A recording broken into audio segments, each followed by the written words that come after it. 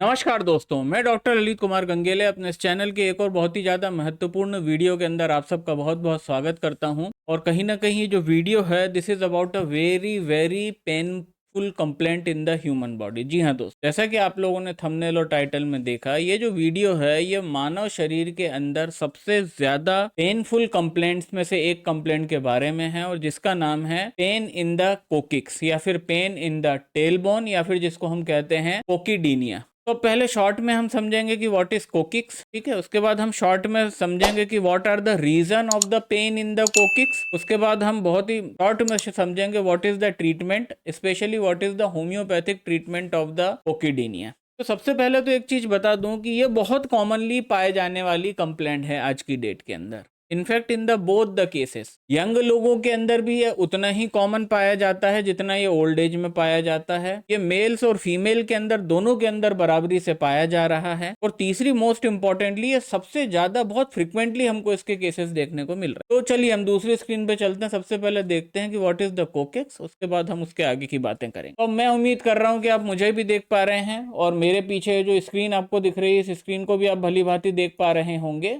तो ये है दोस्तों कोकिक्स, है ना। ये जो आपको दिख रही है ना, ये टेल बोन होती है। अब व्हाट इज कोकिक्स, जैसा कि आप लोग सब लोग जानते हैं कि हम जो है as a human being we are the वंशज ऑफ द मंकीज। आपको सबको पता है कि जो बंदर होते हैं, हम बंदरों से ही, होमोसेपियन नाम की जो प्रजाति थी, जो बंदरों से एक अलग स्पीसीज निकली थी जिससे ह्यूमन रेस का डेवलपमेंट हुआ है, हम लोग उसको बिलोंग करते हैं। हम लोग होमोसेपियंस के ही वंशज हैं। होमोसेपियन एक स्पेशल टाइप का एप हुआ करता था। एप मतलब ये मतलब एक प्रकार की वानरों की प्रजाति हुआ करती थी। और आप सब लोग भली भांति जानते हो कि जो वानर होते थे उनकी पूंछ हुआ करती, बट विद द इवोल्यूशन के साथ जैसे ही वो जो एप की स्पीसीज थी, एप मतलब जो बंदरों की स्पीसीज थी, जिस स्पीसीज से होमोसेपियन का इवोल्यूशन हुआ था, तो हमारा जो क्रम विकास है वो एक ऐसे डायरेक्शन में गया कि समय के साथ साथ हम लोगों की जो पूंछ थी वो गायब हो गई। बट जब हमारी पूंछ गायब हुई, मतलब कहने का करोड़ों अरबों सालों पहले, जब हमारे एंसेस्टर्स जो हुआ करते थे होमोसेपियन के टाइम में और उसके आसपास, इनके कहीं ना कहीं दुम हुआ करती थी, पूंछ हुआ करती। अब ये जो पूंछ है ये समय के साथ क्रम विकास के साथ गायब हो गई। और जब ये गायब हो गई तो इसका रिमिनेंट, इसका रूडिमेंट्री एक ऑर्गन हमारे पास रह गया, इसके कुछ अवशेष हमारे साथ रह गए, और उन्हीं अवशेष को हम बोलते हैं टेल बोन। टेल मतलब बुन, टेल मतलब दुम। ये जो टेल बोन है आप देख पा रहे हैं, ये जो लाल लाल कलर का दिख रहा है, ये कोकिक्स है, ये कोकिक्स है। और जब इस जगह के ऊपर पेन होता है एक मानव को, है ना, एक इंसान को जब कोकिक्स में पेन होता है, ये टेल बोन है। ये पहले हमारी ऐसी पूरी दुम हुआ करती थी, समझ रहे मेरे माउस के डायरेक्शन में, बट ये क्रम विकास के साथ इसका ये गायब हो गई, इसकी जरूरत नहीं रही हमारे क्रम विकास के बाद। जब हमारा क्रम विकास हुआ तो इसका कोई यूज नहीं रहा है मानव शरीर के लिए, इसका कोई इंपॉर्टेंस नहीं रहा, तो ये गायब हो गया। और इसी गायब का आखिरी अवशेष ये कोकिक्स के रूप में हमको दिखता है। और जब इसी कोकिक्स के अंदर पेन होता है तो that is what is known as the coccydynia. ये देख रहे हैं, दिस इज द कोकिक्स, ये हमारी टेल बोन होती है। दिस इज अवर कोकिक्स, है ना, ये होती है हमारी टेल बोन, ठीक है। और यहाँ पे जब एक मानव को दर्द होता है, यहाँ पे जब एक बंदे को पेन होता है, तो this is what is known as the coccydynia, है ना। ये और अच्छे से देख लिए, ये हड्डी का स्ट्रक्चर है। तो बेसिकली कोकिक्स और कुछ नहीं, हमारी मेरुदंड का पार्ट है। मेरुदंड मतलब हमारा स्पाइनल कॉर्ड या फिर हमारा वर्टिब्रल कॉलम। जो वर्टिब्रल कॉलम हमारी नेक से, सर्वाइकल रीजन से शुरू होता है, सर्वाइकल के बाद आता है डॉर्सल, डॉर्सल के बाद आता है लंबर रीजन, लंबर के बाद आता है सैक्रम रीजन। और जो सैक्रम होता है, सैक्रम के सबसे नीचे जो छोटी सी टुल्ली निकली हुई है, ये जो टुल्ली और दुम को हम कहते हैं कोकिक्स। और जब एक व्यक्ति को इस कोकिक्स के अंदर दर्द होता है तो that is what is known as the coccydynia. अब सवाल ये पैदा होता है कि भाई इसमें पेन होता काहे को है। देखिए, सबसे कॉमन कॉज जो कोकिक्स के अंदर पेन का होता है वो होता है इंजुरी। कई बार क्या होता है, कोई बंदा सीढ़ियां उतर रहा है और सीढ़ियां उतरते उतरते उसका पैर फिसला और वो धड़ाम से सीधा का सीधा बैठ गया जमीन पे एकदम। वो एक्सीडेंट कैसा था कि वो गिरा नहीं, वो सीधा टेल बोन के ऊपर धड़ाम से बैठ गया, सीढ़ियां उतरते उतरते पैर फिसला। तो ये इंजुरी एक बहुत कॉमन कॉज होता है कोकिक्स के अंदर पेन का, है ना। तो first and the most common cause जो होता है कोकिडीनिया का,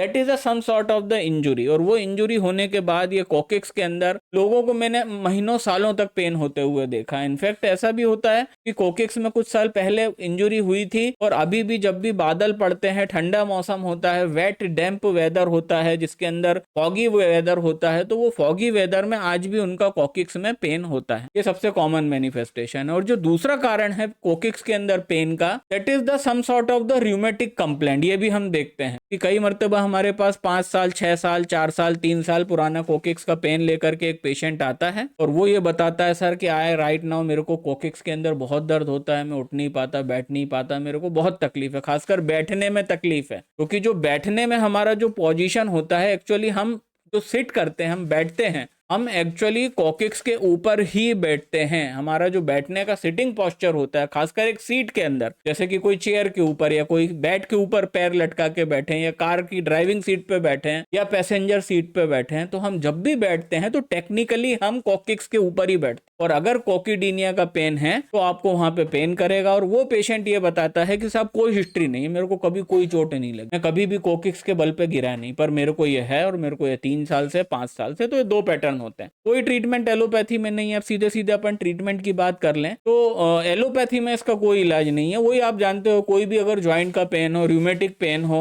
या फिर कोई भी इंजुरी का पेन हो, या कोई भी ट्रोमेटिक पेन हो, तो ये लोग सिर्फ पेन किलर देते हैं, है ना। And pain killer is not the solution, क्योंकि पेन किलर सिर्फ दर्द के अनुभव को कम कर रहा है। पेन किलर क्या कर रहा है? सिर्फ पेन के सेंसेशन को कम कर रहा है, बट जो पैथोलॉजी पेन पैदा कर रही है, पेन किलर उस पैथोलॉजी के लिए कुछ भी नहीं कर रहा है। तो दैट इज द रीजन कि वो व्यर्थ से कोई बात नहीं करेंगे। अब आते हैं the 2 most important medicine indicated in the case of coccydynia are. ये जो 2 मेडिसिन है, ये हर कोकिडीनिया के पेन में आपको देनी है, ठीक है। चाहे वो इंजुरी के, देखो इसके अंदर सबसे पहले इंजुरी की बात समझ लो कि अगर कोकिडीनिया या कोकिक्स में पेन किसी चोट की वजह से है तो 3 मेडिसिन देनी है। और अगर कोकिडीनिया एज ए रूमेटिज्म आ रहा है तो फिर हम 2 मेडिसिन देंगे। तो जो सबसे पहली मेडिसिन मैं अभी बता रहा हूं वो इंजुरी के केस में ही देनी है। मतलब अगर आपको पता है कि यार ये सीढ़ियां उतर रहा था और टप से गिरा और कोकिक्स के दम पे गिरा और उस कोकिक्स के ऊपर चोट लगी, अब पेन हो रहा है, तो आपको ये 3 मेडिसिन देनी है। जो पहली वाली मेडिसिन है वो सिर्फ तब देंगे जब हमको पता है कि हमारा कोकिक्स का जो पेन है पेशेंट को, वो इंजुरी के कारण है। अगर पेशेंट को जो पेन है वो इंजुरी की वजह से नहीं है, वो किसी और कारण से है, कोई रूमेटिज्म के कारण से है, तो आपको पहली वाली मेडिसिन भर नहीं देना है, पर जो दूसरी 2 मेडिसिन है वो आपको देना ही देना है। तो जो फर्स्ट मेडिसिन इंडिकेटेड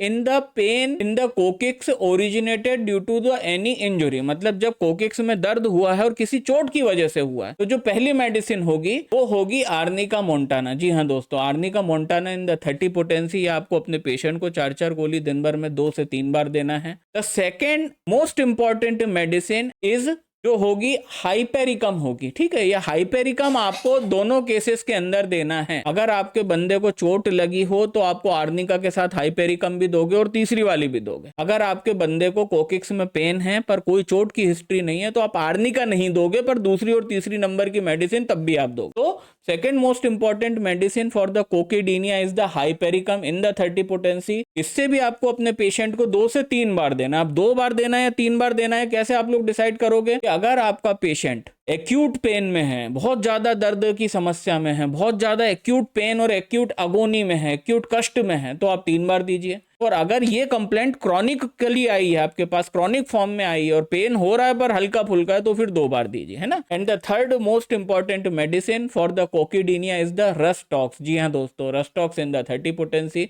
इससे भी आपको अपने पेशेंट को 4-4 गोली दिन भर में 2 से 3 बार देना। और अगर किसी एक्यूट इंजुरी के कारण पेन है तो आप ये तीनों मेडिसिन जब देंगे लगातार, तो मेरे ख्याल में 6 से 8 दिन के अंदर पेशेंट जो है उस कंडीशन से बाहर आएगा। उसके बाहर आने के बाद 6 से 8 दिन और ट्रीटमेंट करिए और पेशेंट इस कंडीशन से पूरी तरह से निजात पा जाएगा। तो ये था एक छोटा सा वीडियो कोकिडीनिया के बारे में। उम्मीद करता हूँ वीडियो आपको पसंद आया होगा। अगर चैनल पे पहली बार आए हैं और वीडियो को यहाँ तक देखा है तो चैनल को सब्सक्राइब करें और लाइक करे बिना मत जाइएगा। आपसे मुलाकात होती है इस हफ्ते में और आने वाले इंपॉर्टेंट इसी तरह के वीडियोस के अंदर, और इस हफ्ते में होने वाले 3 लाइव स्ट्रीम Q&A सेशन में। तब तक के लिए अपना बहुत ख्याल रखिएगा। नमस्कार।